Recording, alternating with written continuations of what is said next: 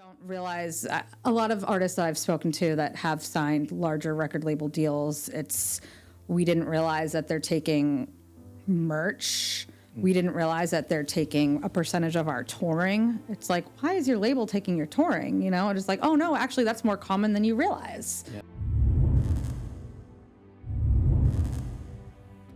You know, so it's like things like that where it's like, you really have to be careful about your deals. You have to have a good lawyer, you know? And sometimes like when you're a smaller band and you're getting signed or you blow up on TikTok and suddenly you're getting every single label in the world is interested in you and they're trying to bring you in and you don't know what you're doing and you're signing these deals, like you could get taken advantage of really quickly. It almost feels like if you want to be an artist now, you also need to understand the business side of the industry. Yes. So you can protect yourself from being screwed by a bad deal or working with a bad manager who's like, let's talk about Elvis and his manager who took 50%. Is that right? I don't remember the percentage, but it was I think he took like 50%. Insane. Well, yeah, and then had a gambling addiction, and yeah, exactly. Yeah. I mean, but on the other side of it, Colonel Tom Parker and Elvis basically created the modern music business. Right, that's just it too. That we all kind of like know how to run with now because Elvis was the first superstar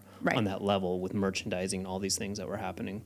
So anyways, I guess my question is, if you were an artist, would you sign a label deal? Depends. Yeah. It depends. Depends on where you're at. Depends on where I'm at. It depends on what I'm looking to accomplish. And depends on the label. Yeah. I wouldn't just sign any label deal. What is a good label deal? So again, it's what are you trying to accomplish, right? Do you want a lot of money up front? Do you need to pay your bills? Or are you trying to, make a really good album and get a lot of marketing behind the album? Like, it depends what you're looking at. And that sucks for a modern artist these days who needs to understand the business. And while they're trying to understand the business and learn the business, they're not focusing on the creative aspect and how to become like a groundbreaking new act instead of a cookie cutter copy.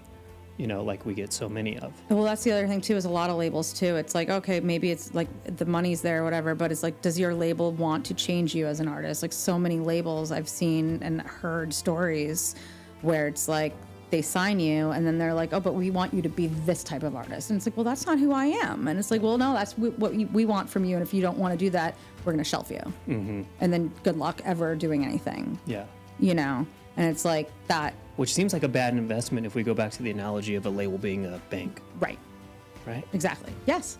But then there's so many other, then there's the politics that are involved and there's so much, it runs so much deeper than that at that point. But